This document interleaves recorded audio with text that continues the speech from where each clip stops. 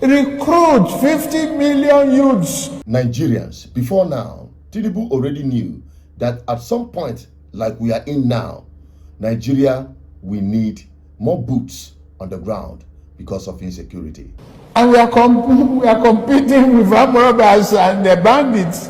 Recruit 50 million youths into the army and what they will eat?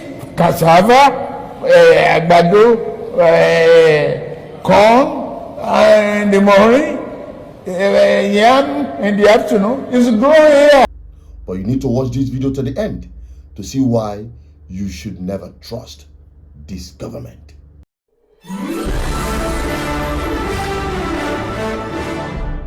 You're welcome back again. This is BVI Channel 1, where we tell you undiluted and uncompromising truth. Recently, with the spate of insecurity spreading across Nigeria, especially in northern parts, by the Fulani terrorists they call bandits, the Nigerian government, in a recent push for a solution, the president of Nigeria, Bola Ahmed Tinubu, called service chiefs for briefings.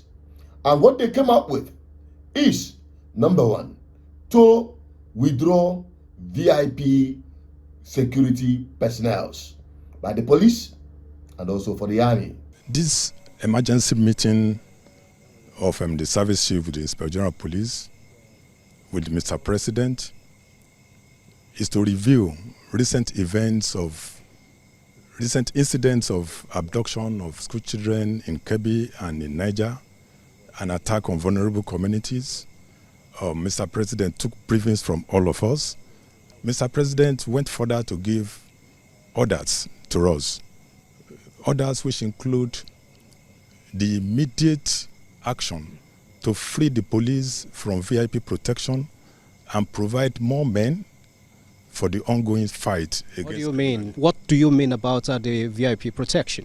Yeah, what I mean is that Mr. President gave direct order that immediately policemen providing VIP protection should be made available to join the forces, combating the...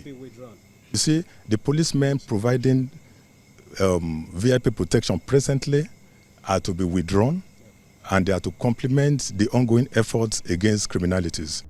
Now, more of it is about the removal of VIP security personnel by the Nigerian police and perhaps for some ex-military generals. And the National Assembly, some of the senators have frowned to this gesture to withdraw their securities. The withdrawal order that's been given, I think, if we are not careful, there will be more now, because I watched a film of a video of one of the kidnappers or bandits boasting that they are going to get the head of the Mr. President, they are going after politicians, and they are going after, and these people are all repentant. Mr. Speaker, respect colleagues, I want to say that without missing words. So I want to appeal that order, there's need to review that order. And that is where we come to the point where Nigerians should be worried. Do we need more boots on the ground like the federal government is suggesting and asking more of recruitment by the police and the army? But unfortunately for them, Nigerian people are not willing to listen to them. And this is just how they react to it. When una dey recruit people wey go work for central bank, we need to know. When una dey recruit people wey dey work for LNG, una dey keep am secret. When una dey recruit people wey dey work for Aso Rock, we need to know. When una dey recruit people wey dey work for NDDC, we need to know. Now una dey recruit soldiers wey go fight for Sambisa Forest, fight Boko Haram and all these terrorists them. When I don't make them public, God have mercy. when I don't publish them for all newspaper houses, for poor man pikin to go join army, go fight Boko Haram for Sambisa forest. So how they play? Their federal government. They play. You see this information one I say we go join army. We no one know him. To Nigerians, everything na cruise. But this one is not a joke. This is the way Nigerian people look at their political class. And what you see here, what you heard this young guy say, is the opinion of many Nigerian youths. If you think otherwise, let's have your opinion on the comment section. Now, let us get to the nitty-gritty of the matter, which is, what actually is the problem of Nigerian insecurity? Is it because you don't have enough military personnel or security personnel as a result of, one, decimating of many Nigerian security personnel fighting in the front line against insurgents, to recruit more people to replace the ones that have been slain? Or is it the fact that the remaining ones who are on the front line, that's what Nigerian army are facing. Look at how they are facing. Look at how we are facing. are demoralized because of failure of government, because of the corruption in the system, because they were not properly equipped, not properly motivated? They've seen what their slain colleagues, the families of their slain colleagues are going through, and that have killed their morale to fight. Are we talking about how much they are being paid? Is it worth dying for? That is the real question. Or is it withdrawal? Since the Nigerian youths are not willing to come forward, now the ones that are given to VIPs should be withdrawn from them and pushed to the front line. And recently we had the IG of police come up to tell Nigerians that about 11,000 VIP security have been withdrawn. Yes, we have already withdrawn 11,566 personnel. We have given directives for that. I have seen some things posted on the social media, misleading. People are quoting figures. I don't know where they got their figures, where they said that 120,000 policemen are attached to private individuals in Nigeria. These are lies. Not true. I don't know where they got their figure from. And that's the figure that's been brandished everywhere. That 120,000 policemen. How many are we in Nigerian police that would attach 120,000 to private individuals? The recent presidential directive that we should withdraw policemen from VIP protection made us to discover that 11,566 policemen are engaged in VIP protection as at today in Nigerian police force. When I listen to this, it gives me more concern to doubt the sincerity of this government. Following the recent report, which we all saw trend online, when American government come up that there is genocide of Christians in Nigeria, the government of propaganda have to hire non-Nigerians, homeless people in America, paid them to demonstrate. Sir, do you mind I ask a few questions? Can I record you? All right. I just want to know what is going on today. Well, this is protesting for Nigeria. Oh, for Nigeria? Yeah. For a stronger Nigeria. So Nigerian Christian, not target of genocide or ethnic cleansing.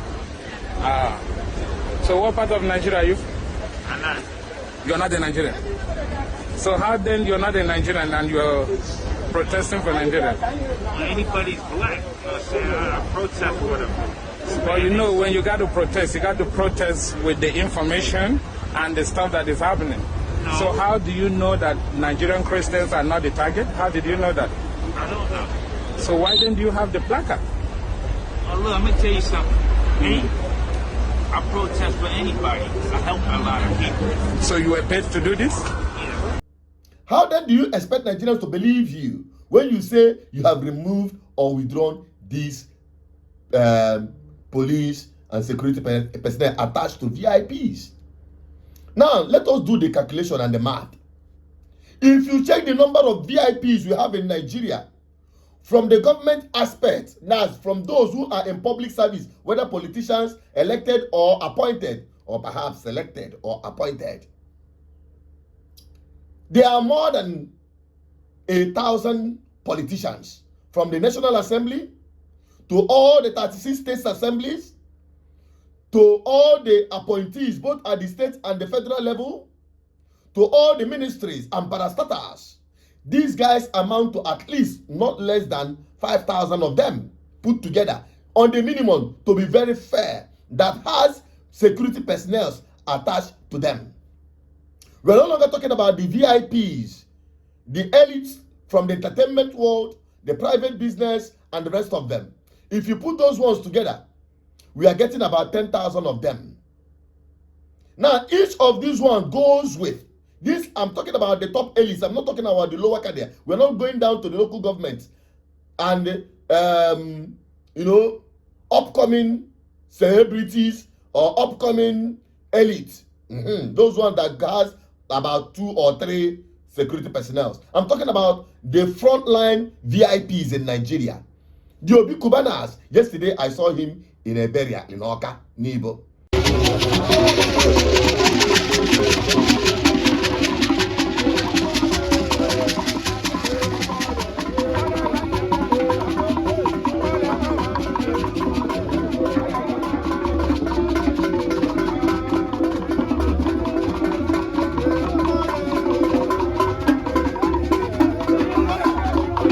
This is the number of security he has. In fact, if I count the number of security that came with VIPs for that burial alone, they reach almost 50 for one burial, following about 2 or 3 persons. Now, if you divide it among them, you get the probability that Nigerian VIPs has a minimum of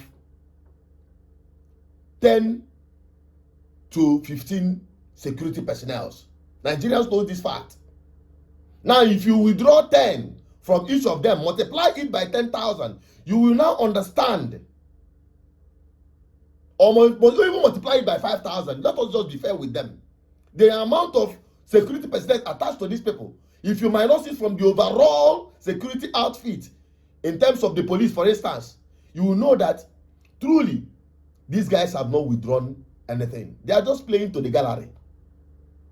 11,000 is starting to write home about when you say you have withdrawn security personnel from VIPs. But come to think of it, by the way, if not for the failure of government, if not for the failure of the system, which they have acknowledged by their actions, do we need to be talking about VIP security personnel from taxpayers' money, from the regular police and the army? Whereas in the same society, in civil developed world, we all know how things work there. They don't need all of these things. They don't need private securities. All of these politicians, including your very top government officials, your governors, your senators, when they travel abroad, they don't go with a single security personnel. Not even one. Even as big as American presidents are, their ex-president doesn't go with motorcade of security personnel. But you saw the video of Atiku when he was traveling to his home state to defect effectively to ADC. You saw the number of vehicles. Only number of vehicles. So now check the number of security personnel attached to him. Then you will now have a glimpse at the kind of the quantum of security personnel attached to these VIPs. In a same climb, where things are working, where the security outfit is at top notch, where the intelligence, because that is the major aspect of security, intelligence gathering. You don't need foot soldiers on the street carrying gun up and down like in a war zone, yet insecurity abound. You don't. In a same climb. And they know this. But because the system in Nigeria have collapsed, because the billions of naira budgeted for security have been diverted, That is why you have a failed state. That is why they are so insecure without having a motorcade of security protocols. And that is the truth. So the senators that are saying, hey, they shouldn't remove their security personnel and blah, blah, blah this, blah, blah, blah that. The bottom line is that if they are sincere to actually boost security, they should first reduce or withdraw bogus bonuses and allowances of these top VIPs in government. That is where to start. Once you remove it, you remove the bonuses of these senators, ministers, and all of those people, whether elected, selected, or appointed, and add these bonuses to the bonuses and salaries of police and military or the DSS or security outfit, as the case might be, then you have solved the problem a long way. So removing the VIPs is not solving any problem. Rather, we want the politicians, if they are sincere, to withdraw and reduce their salaries and their bogus salaries and add it to the security personnel. Boost their morals. Build houses for them. Let them see how you treat their fallen colleagues. Then, ultimately, we can be talking about even getting or making the job attractive for more people to even be recruited. But you know why? That this government cannot do anything because they don't care about the people. They don't care about the people, and that's why they will never do that. And that is why Nigerians will never trust them. And that is my opinion and the position of GGM. If Nigerians know what they want, they should know that their problem starts and ends with corrupt politicians who are not ready to shift one step for your own good. I'm also Tinubu Peters, the advocate for good governance. If this message makes sense to you, help me share it to the rest of other Nigerians. I'm signing out. Bye-bye for now.